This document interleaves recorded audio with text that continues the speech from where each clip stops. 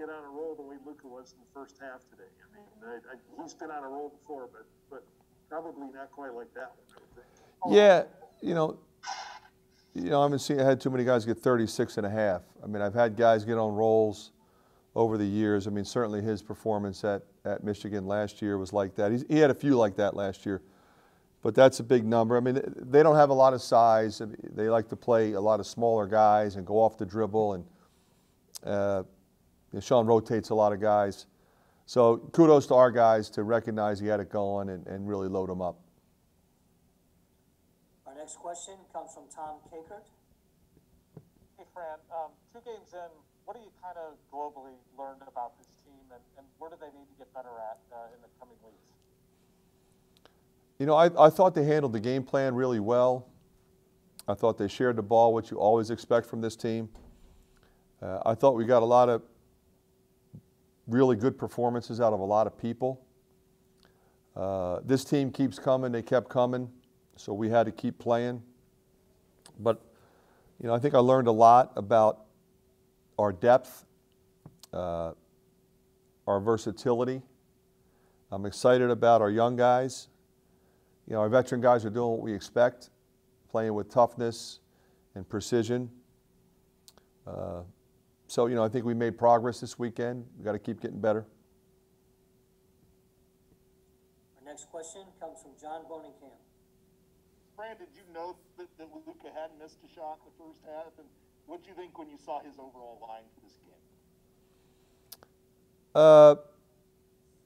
Yeah, I didn't remember him missing much. What I'm excited about for him, and I've told you guys this, he's been killing the 3-ball, shooting it with confidence. To see him make threes like that, they play the zone, he pops out to the corner, whacks a 3 when we had missed a few possessions in a row, killing it at the free throw line. I mean, they obviously were fouling him because they had a size disadvantage. So he goes down there, either scores or gets fouled, and he makes you pay. So I think more so than the 14 for 15, I'm excited with 3 for 3, 10 for 12. He'd probably tell you the same thing.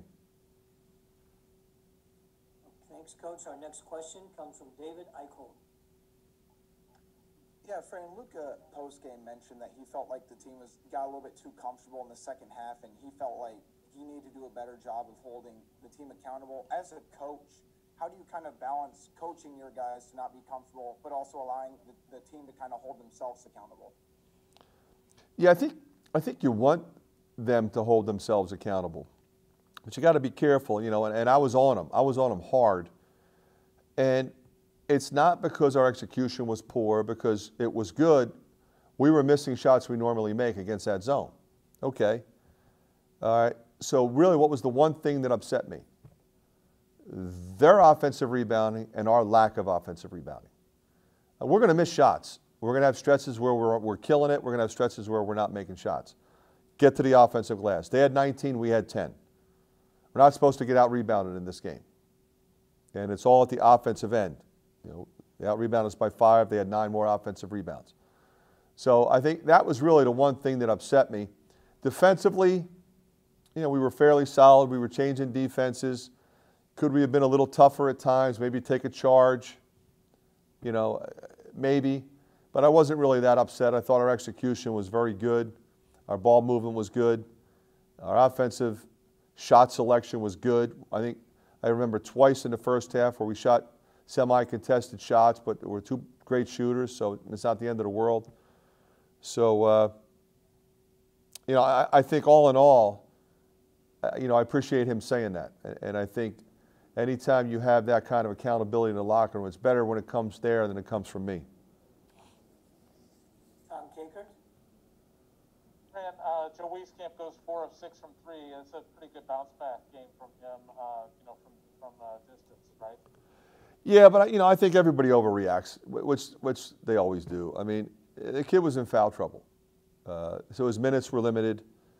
I was able to play him minutes and put him back in, take him out, rest him, put him back in. You give him the minutes, he's going to make shots. I'm not worried about him at all. He's terrific. All right. Really, obviously, we're feeling it. Did they double you less than you expected, or what was going on there that you just, it seemed like you couldn't miss anything? I think our team was just being really unselfish, moving the ball around. I think they were trying to double at points, and I think we were pushing in transition where they couldn't double. So I think we were just moving the ball around. My teammates threw me some great passes, got me in some great spots.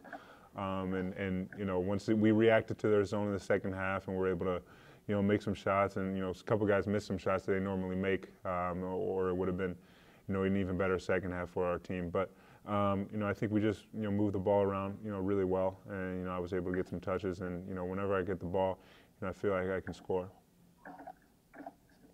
All right, thanks, Luke. Our next question comes from Josh Christensen. With a game that you had today, do you need to tell teammates that, hey, give me the ball, I'm going to get it every time, or do they? I mean, did it just come to you? I mean, what is a game like that? How does a game like this flow for you? Yeah, I don't think so. I think our team, like I've said many times, is one of the most unselfish groups I've ever been a part of, and no one's worried about anything except for scoring the basketball and winning the game. And I think it's just a flow of game. I didn't say anything to anybody. I think they were just finding me in my spots, and I was open.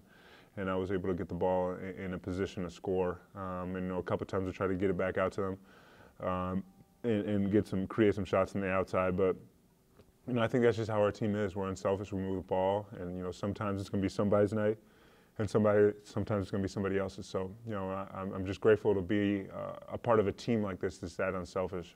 But we know we got to be a better defensive rebounding team in the second half, especially, and so we're focused on that and just improving every day. All right, our next question comes from John Bonenkamp. Go ahead, John.